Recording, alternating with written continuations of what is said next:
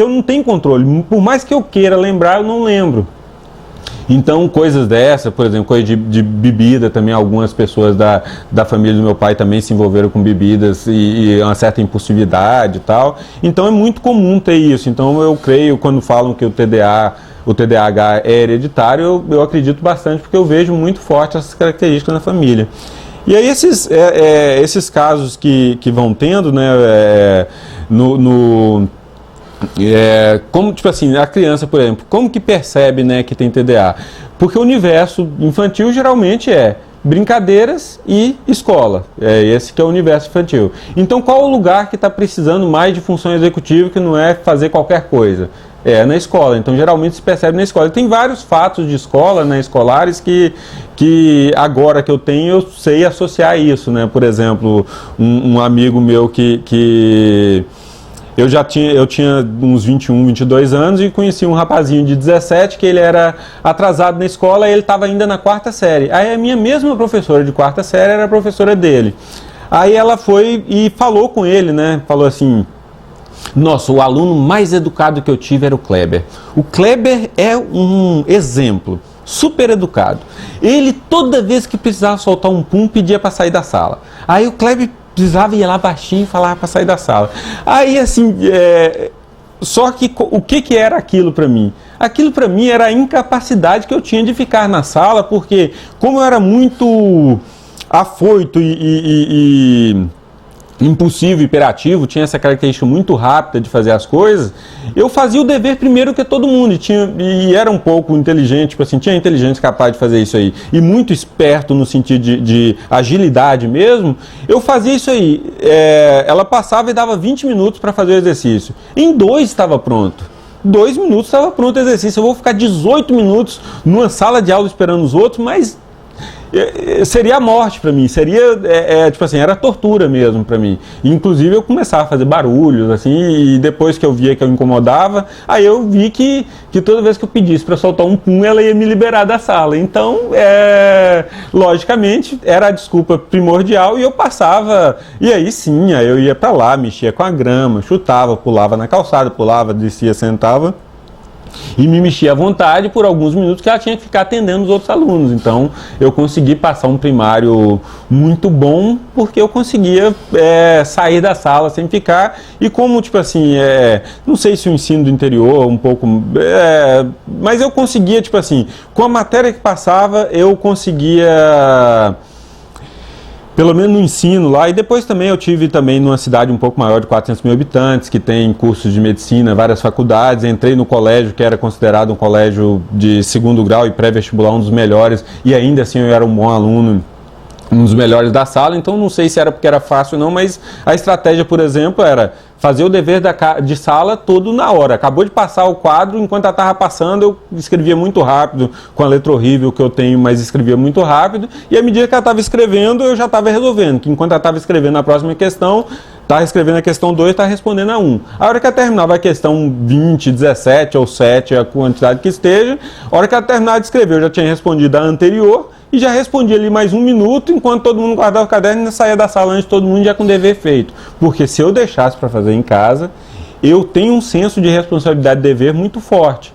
Mas eu sabia que se eu deixasse para fazer em casa, eu não iria conseguir tempo mental, reservar, ou então ter a capacidade de parar as coisas que eu estava fazendo, ou mesmo de lembrar. Para mim ia estar tudo resolvido, eu não ia chegar e fazer, eu já sabia disso. Quantas vezes eu fiz isso, eu deixei de fazer. Como eu queria estar com tudo resolvido, não queria ter problema com isso, eu resolvia já na sala de aula, né? E aí, assim, no ginásio, por exemplo, hoje é ensino médio, né, eu acho. Aí no ginásio, por exemplo, aula de inglês. Aí tinha aula de inglês, detestava a aula de inglês, porque a aula de inglês era toda decorada, era decorar lição 1, lição 2, lição 3, fazer exercíciozinho, falar the books on the table e responder aquilo lá. Pra mim aquilo lá era tipo assim, eu acho que eu suportaria mais tortura física de nazista do que suportar aquela de lá, que é uma tortura mental para mim ficar numa sala de aula desse jeito. Enfim, chegou o final do primeiro ano, já era o primeiro ano do 2º grau. Aí Eu não ia praticamente nenhuma aula. Quando estava na aula, ficava tentando fazer outras coisas. Não tinha caderno de inglês. Eu não tinha o caderno de inglês. Como sempre era amigo de todo mundo, aí eu pegava o caderno da pessoa que tinha. E como essa pessoa que tinha tudo chegava sempre um pouco antes da aula, porque é uma característica dos que são mais dedicados ao estudo, chegar mais cedo, ser mais organizado, coisa que eu não sou, eu pegava o caderno da pessoa, a pessoa já tinha estudado em casa, já estava toda organizadinha, eu pegava o caderno dela ali, lia na hora, repetidamente, exaustivamente, por 10, 15 minutos, voltava.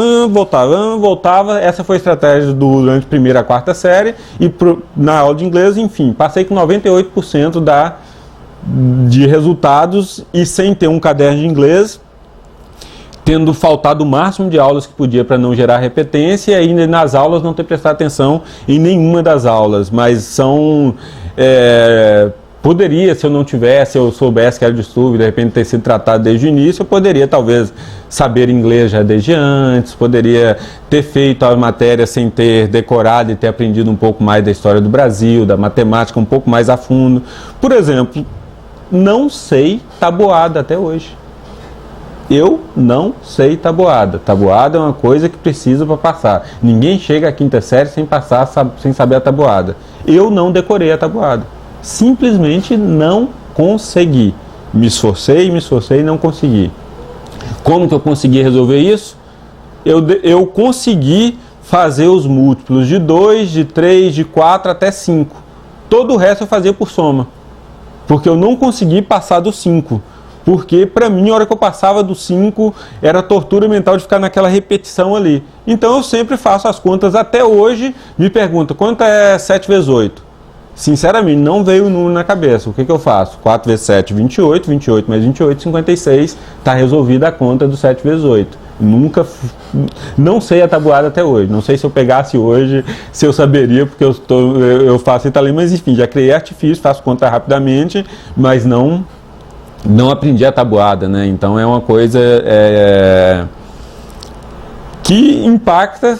Tem vários casos desses, né? Tem N casos engraçados disso aí, mas tem a situação de que se eu fiz isso tudo e consegui, digamos assim, me dar bem e ter um resultado positivo, que hoje eu considero até bem positivo, mas assim, sempre há um certo olhar meu e de quem olha de fora de que eu estou aquém do que eu teria capacidade. Realmente estou, porque o que eu fiz com o inglês? Eu fiz com o inglês, todo mundo se dedicou 80 horas ao inglês.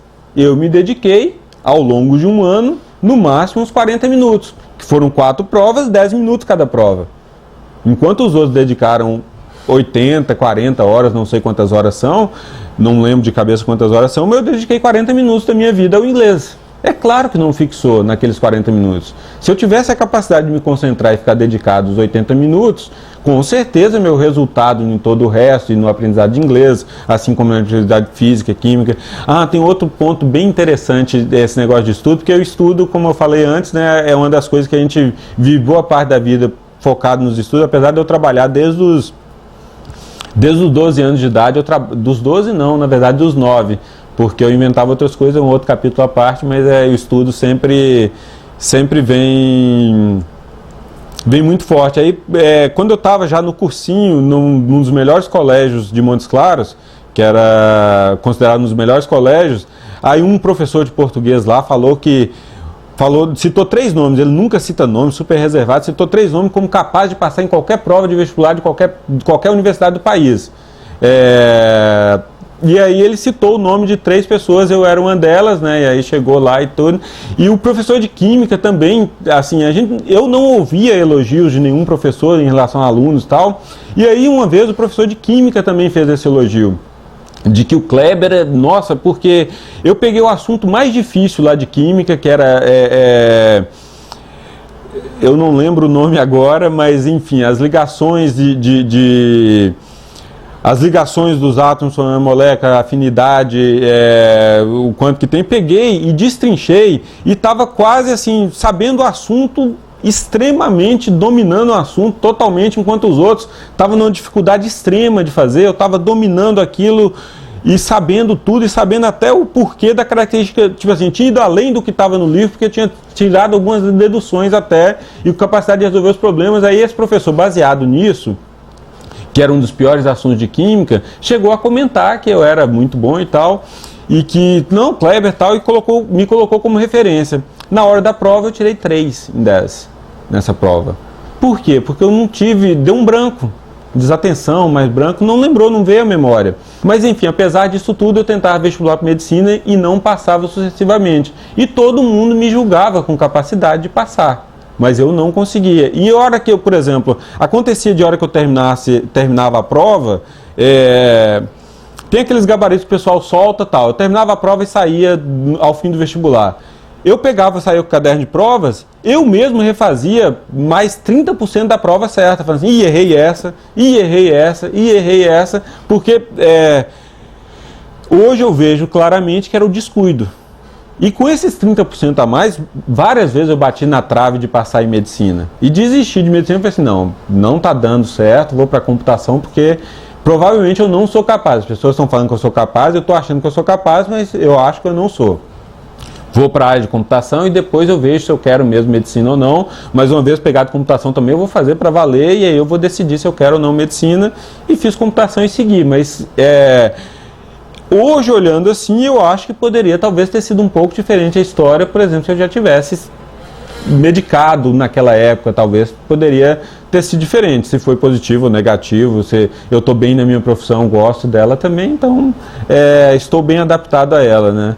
Mas tem muitos fatores, né, que a gente muitos casos que a gente vai passando ao longo da vida, que vai vendo essa característica, que agora você tem como olhar e deixar de ser só engraçado, ser só a piada, ser só a crítica daquela ocorrência específica, né? Eu morei em São Paulo até os 8 anos de idade, depois fui para Salinas, que era do interior, São Paulo, capital que eu morava. E aí, quando no interior, meus pais são de família que morou em fazenda, do interior de Minas, aí eu ia para casa da minha avó, 25 quilômetros de distância, né, da cidade que eu morava, Salinas. Aí estava lá para pegar o ônibus para vir para a cidade. Aí lá naquela época, hoje eu estou com 34, então eu tinha uns 10 anos de idade, há 24 anos atrás não tinha celular, não era facilidade, tipo assim, um telefone fixo, carro a 4 km de distância dessa fazenda. Aí eu estava lá na estrada já para pegar o ônibus para ir para Salinas, aí falou assim, Kleber, acabou a energia aqui na fazenda. Toda vez que acaba a energia a gente tem que avisar a CEMIG para poder vir aqui, porque tem que encaixar o fusível no lugar. Era só uma questão de encaixar o fusível no lugar, mas tinha que subir no poste, tinha que ser a CEMIG. Ah, não me passa essa tarefa não, alguém vai ter que ir, vai ter que fazer. E estava no meio da rodovia, sem lápis, sem caneta para anotar, e eu já indo, só com a sacolinha plástica ali do supermercado, com a roupazinha do final de semana, que estava com, sei lá, não lembro qual a época certa, mas uns 12 anos de idade, pode-se dizer que seria mais ou menos 12 anos de idade. Não, vou esquecer. Não, Kleber, que isso, você não vai esquecer? Mas eu me conheço, é muito difícil para mim eu lembrar, não tem nada para anotar, se tivesse alguma coisa para anotar eu ia lembrar. Aí eu falei assim, não, tá resolvido. Essa pedra aqui, ó, uma pedra diferente, totalmente diferente, pega e coloca essa pedra no bolso. Quando você chegar em Salinas e ver que vai bater a mão no bolso e vai falar assim, opa, uma pedra. Kleber carregando pedra no bolso, não tem por que ter pedra. Então é claro que você vai lembrar que essa pedra é para você ligar para a CEMIG. Vou lá e vou na CEMIG, vou avisar e está tudo resolvido. Então tá bom, é desse jeito, claro, ó, tem uma história toda, tal, vou lembrar perfeitamente. Aí desci na rodoviária, peguei uma avenida de uns 1,5 km mais ou menos, mas assim não tinha movimento de carro naquela época, naquela avenida específica lá naquela rua. Aí peguei, bati a mão no bolso, uma pedra no bolso. Eu comecei a pegar a pedrinha, jogava para cima, parava de volta, jogava para cima, parava de volta. Aí pegava, jogava para cima, parava de volta, jogava mais alto. Aí comecei a jogar ela no chão, ela ia quicando, ia lá para frente. Aí andava, dava uns 30 passos, voltava, pegava essa pedra. Aí quando já estava mais perto da minha casa, e eu com aquela pedra, com aquele vínculo com aquela pedra, eu falei assim, mas por que esse vínculo com essa pedra? Né? Tá no meu bolso, mas para que essa pedra aqui? E aí falei assim, tá estranho essa pedra aqui, devia ter uma finalidade essa pedra aqui. Onde é que eu peguei essa pedra?